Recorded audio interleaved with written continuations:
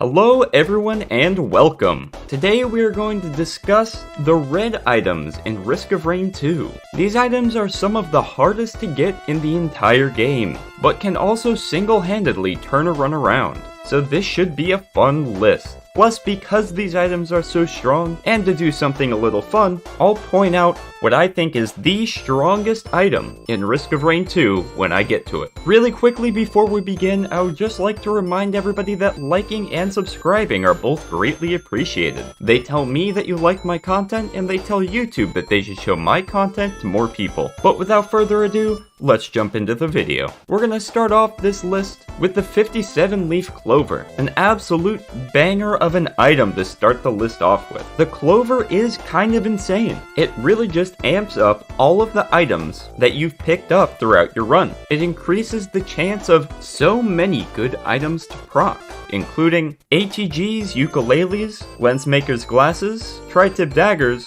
polylutes, and perforators. As such, if there is a single item to increase the power of proc chains, the 57 leaf clover is it. This item is ridiculously strong and always worth picking up on every single survivor, but in my opinion, it doesn't quite reach that number 1 spot. Up next we have the Aegis, which is limited in its efficacy simply by the existence of Eclipse 5 and up, because its value is directly tied to healing amount. While it can be a pretty strong defensive item on healing based builds, like with engineers stacking Bungus, stacking healing is generally not a very effective strategy, even on difficulties below Eclipse 5, because the only item that does damage based off of healing is the Nukahanas Opinion, and it's a pretty big gamble to bet on getting a single red item to do damage. So for me, the Aegis has to go into the D tier. Alien Head is our next item, and this one is going to go into B.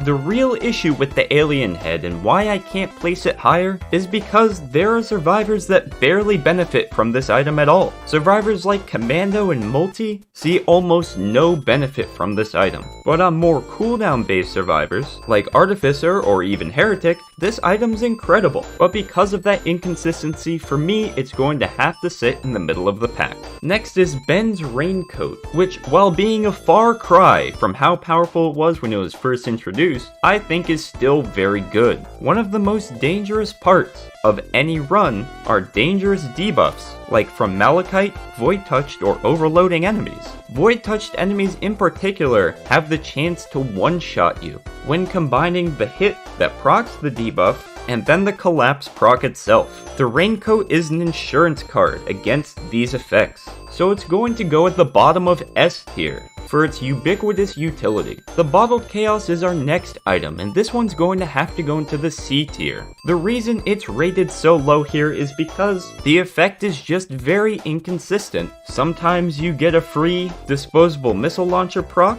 or forgive me please proc, and sometimes you get the eccentric face.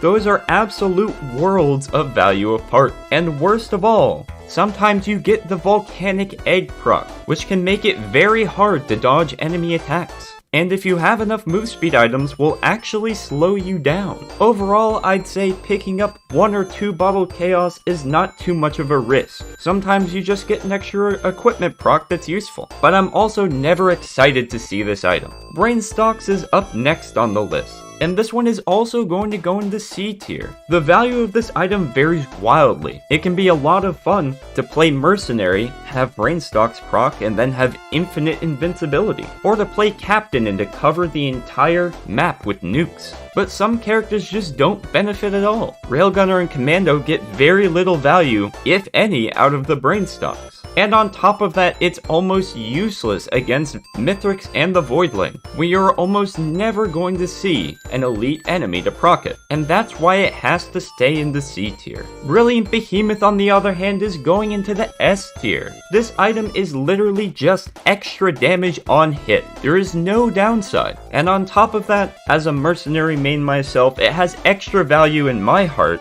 because it adds extra stacks of expose, which increases mercenaries' damage by a lot. But even on other characters, I think this is always worth picking up. Ceremonial daggers is our next item on the list, and this one's also going into the S tier. This is the best on-kill item in the game.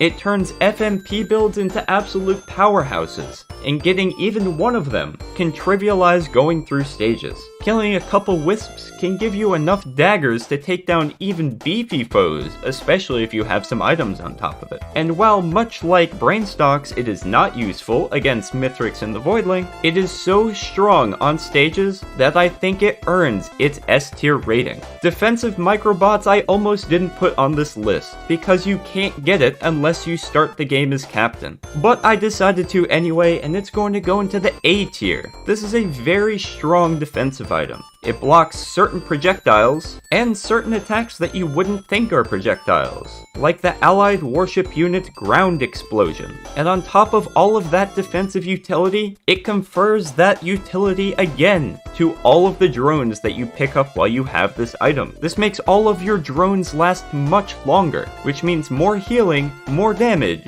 and a greater ability for your drones to tank aggro for you. The Dios is up next, and this is going into the S tier. I don't have much more to say about it, aside from, this is the best get out of jail free card in the game. Did you make a silly mistake, like running off of a ledge on Eclipse 3+, or getting hit by a vagrant explosion? Nothing to worry about, because the Dios will revive you.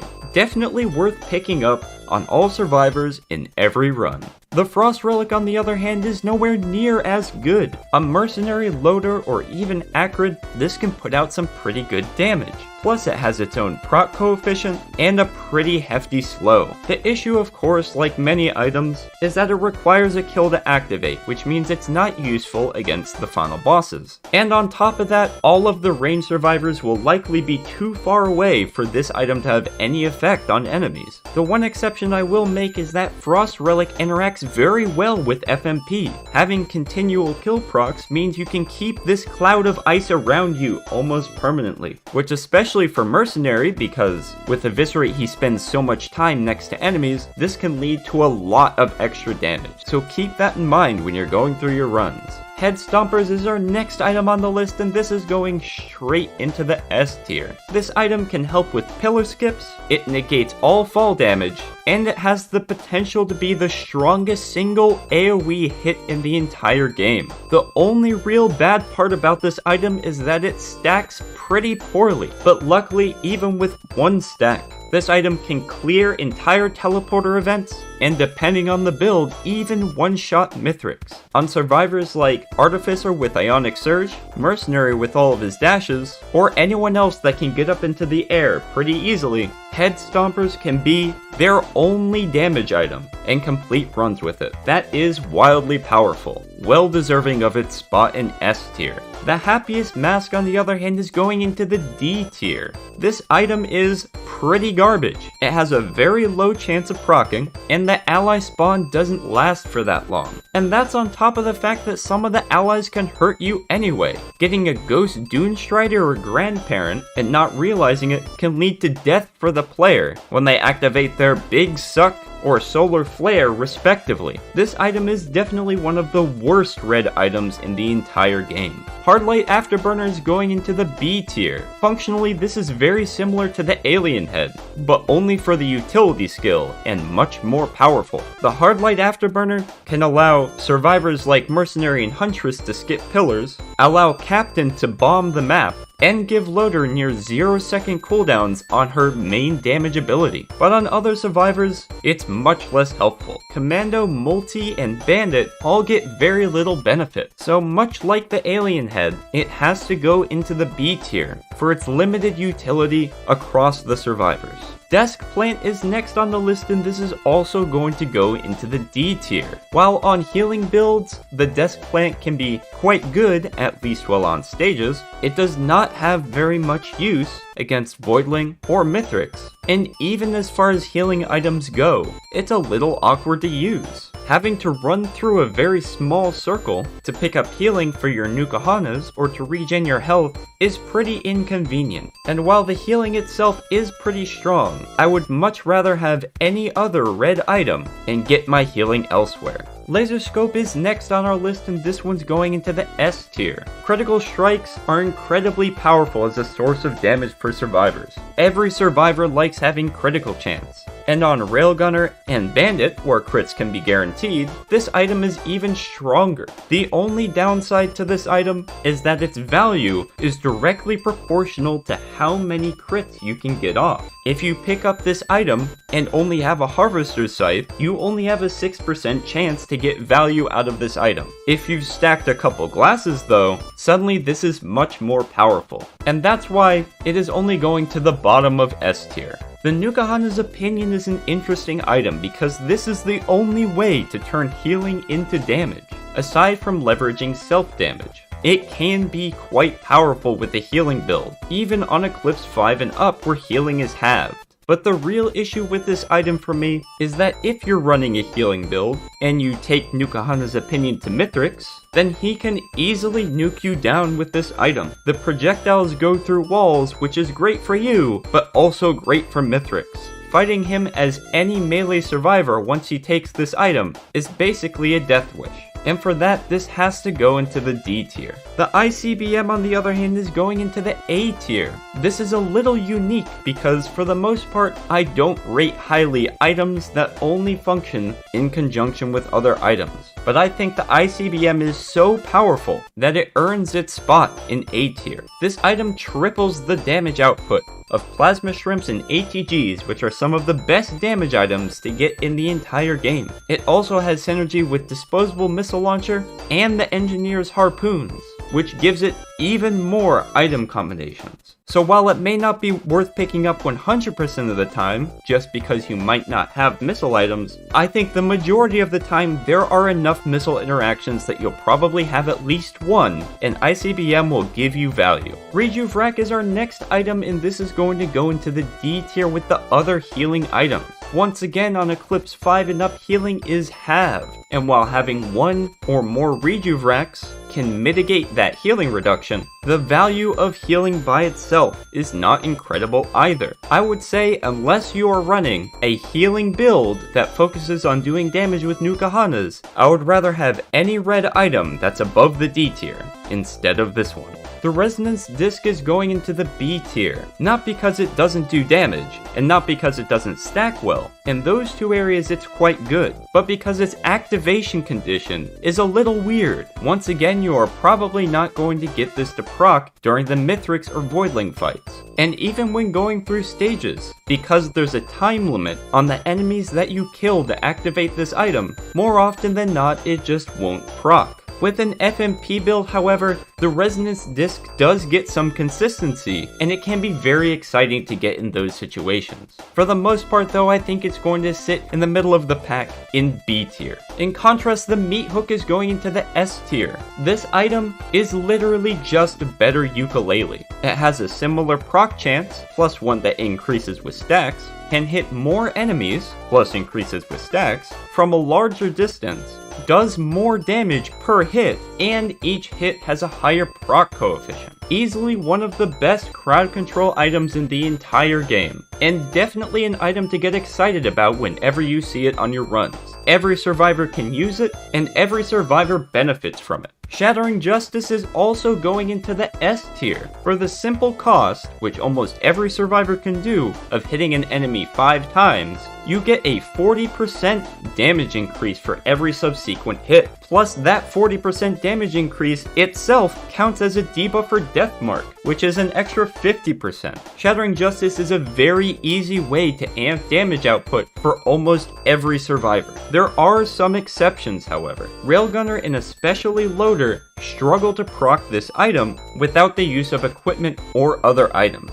I think that the incredible power of this item though more than makes up for its inconsistency across survivors, because everyone else loves to have this item. From me, easy S tier. Soulbound Catalyst is up next, and this one is going to have to go into the B tier for me. First of all, its value is directly tied to what equipment you have. If you have a very strong equipment like disposable missile launcher, this can be quite good going through stages. If you have executive card, or if you got lucky one of the elite aspects, this does nothing. And then on top of that, as I've said multiple times in this video, it is very unlikely that you will get value from on-kill effects during the Mithrix or the Voidling fight, which is where most runs are going to end. That inconsistent value really just doesn't make me want to rate it any higher than this. Although I should point out, like many other on-kill items, this one too does synergize very well with FMP builds.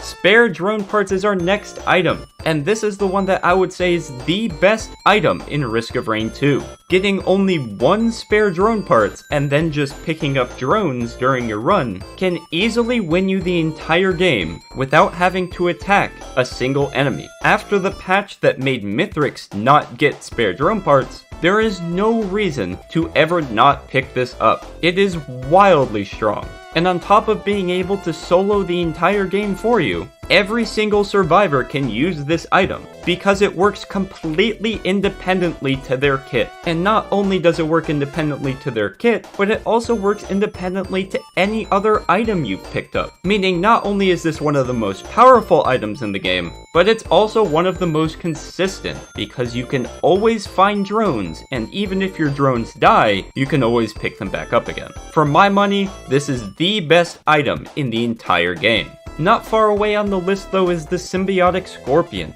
which is a very consistent damage item on all survivors. Permanent armor reduction on enemies is essentially permanent damage increase for you. Throughout the course of a Mithrix or a Voidling fight, it's very easy to stack this up and gain incredible amounts of damage. But even on weaker enemies, there's no downside. It's just more damage all the time.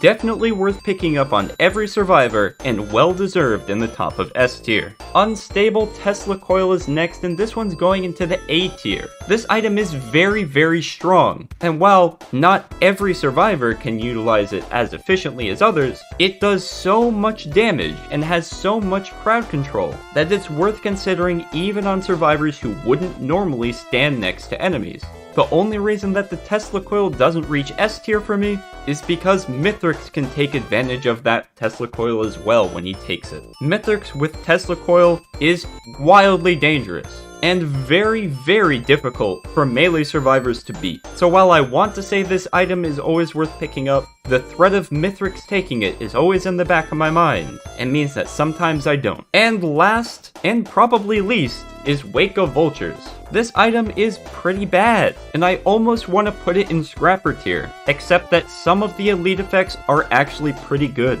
Transforming into a void-touched, blazing, or overloading enemy can add a lot of damage. The other elite aspects, not so much. And on top of that inconsistency of value, there is an inconsistency of proc, because being able to actually activate this item is a toss-up at best, especially when fighting Mithrix or the Voidling. And furthermore, that proc barely lasts for any time at all. So while for me it barely scrapes its way out of the scrapper tier, it is almost scrapper tier. But now I want to hear from all of you. What did you think of the tier list? Are there any aspects of these items that I missed? Let me know in the comments below. Reading and responding to comments is honestly my favorite part of making these videos. But regardless, I hope all of you enjoyed watching, and I hope all of you have a wonderful day.